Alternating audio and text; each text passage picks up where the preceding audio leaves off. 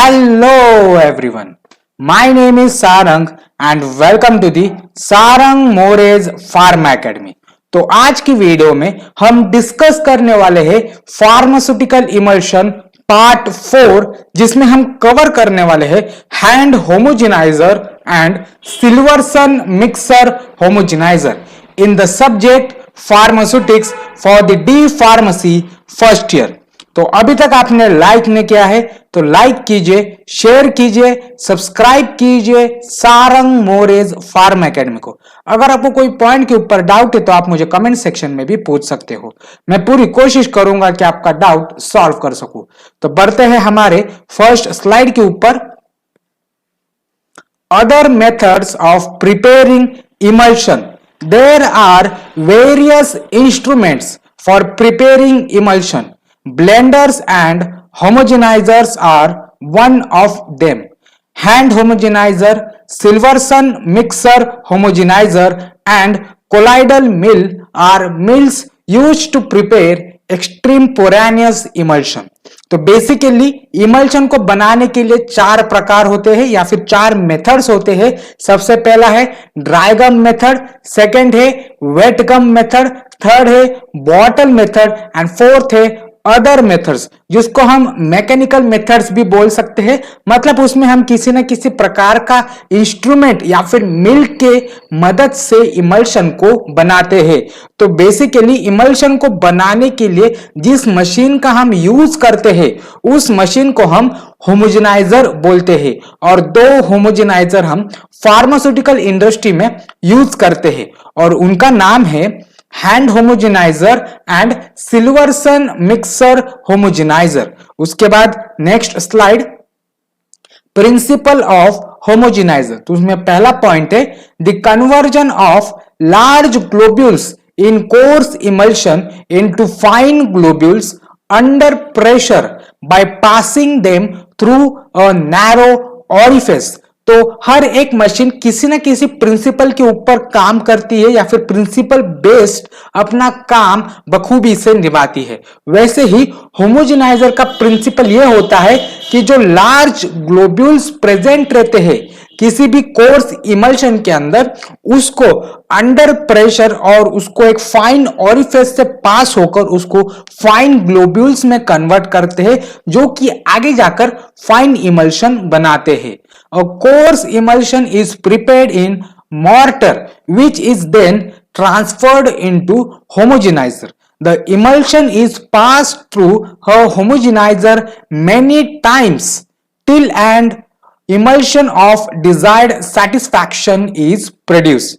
The colloidal mills are used to produce a very fine emulsion having globule size less than 1 micron. तो basically course emulsion को हम mortar and pastel में बनाते हैं, जिसका जो ग्लोब्यूल्स रहता है वो बहुत ही लार्ज रहता है या फिर हमें रिक्वायर्ड साइज से ज्यादा रहती है। उसी कोर्स इमल्शन को हम होमोजेनाइजर में ऐड करते हैं और उसको हम तब तक ऐड करते रहते हैं जब तक उसका ग्लोब्यूल्स साइज, मतलब डिस्पर्स फेज के जो ग्लोब्यूल साइज है, हमें उतना रिक्वायर्ड नहीं रहता। और जो थर्ड मिल है कोलाइडल मिल, उसको हम लार्ज स्केल प्रोडक्शन के लिए इस्तेमाल करते हैं और ऐसे मिल या फिर ऐसे इमल्शन को बनाने के लिए हम उसके इस्तेमाल करते हैं जिसके ग्लोब्यूल्स साइज 1 माइक्रोन से भी कम हो। जैसे कि देखा जाए माइक्रो इमल्शन को बनाने के लिए हम कोलाइडल मिल का इस्तेमाल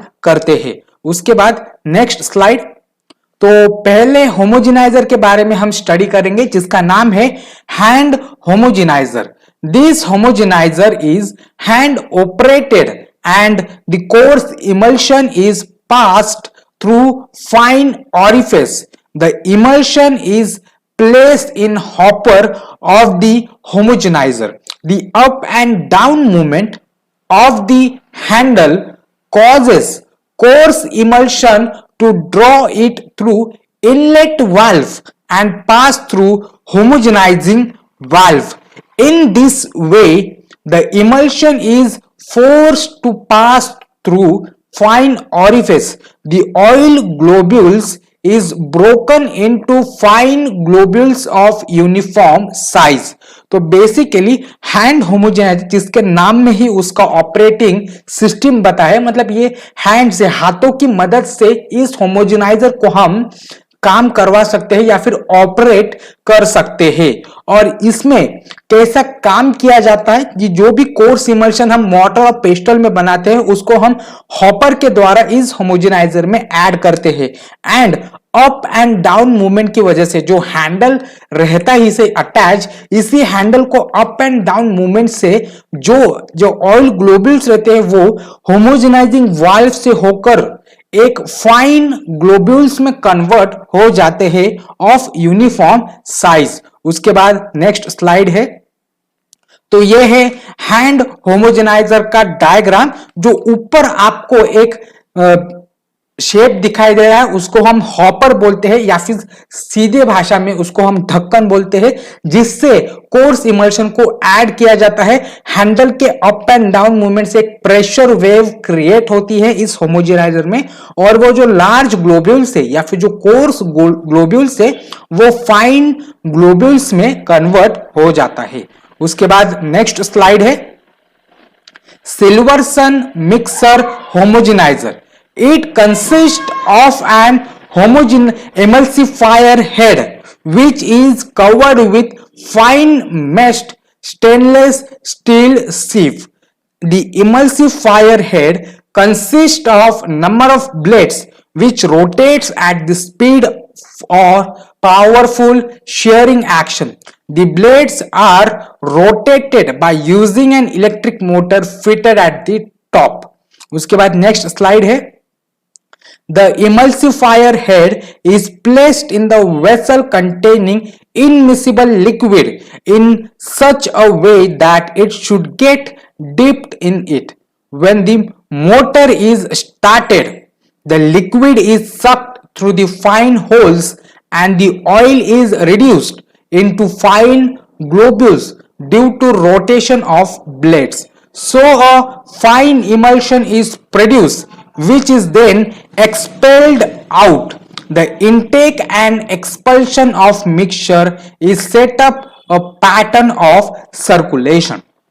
तो बेसिकली सिल्वर्सन मिक्सर होमोजेनाइजर में एक मोटर रहता है जो कि सक्शन का काम करती है। सक्शन मतलब किसी भी जो कोर्स इमल्शन है उसको खींचने का काम करती है अपने अंदर, और सबसे नीचे, मोटर के सबसे नीचे इमल्सिफायर हेड मौजूद रहता है। उसी हेड को एक स्टेनलेस स्टील फाइन सीव कवर रहती है, मतलब एक जाली कवर रहती है, और उस हेड को हम इमल्सिफायर या फिर किसी भी इनमिसिबल लिक्विड के अंदर डिप करते हैं। इस प्रकार से डिप करते हैं कि उसका जो पूरा हेड है या फिर पूरा इमल्सिफायर हेड है वो पूरा डिप हो जाए। और जब हम मोटर स्टार्ट करते हैं, मोटर स्टार्ट करने से एक जो सक्शन क्रिएट होता है, मतलब वो मोटर से वो पूरा इमल्सिफायर या फिर जो इनमिसिबल लिक्विड है वो पूरा सक कर लेता है, जिसके वजह से जो भी कोर्स इमल्शन है वो एक फाइन इमल्शन में कन्वर्ट हो जाता है। तो अभी तक आपने लाइक नहीं किया है तो लाइक कीजिए, शेयर कीजिए, सब्सक्राइब कीजिए सारंग मोरेज फार्मा एकेडमी को। अगर आपको कोई पॉइंट के ऊपर डाउट है तो आप मुझे कमेंट सेक्शन में भी पूछ सकते हो। मैं पूरी कोशिश करूंगा कि आपका डाउट सॉल्व कर सकूं। Thank you.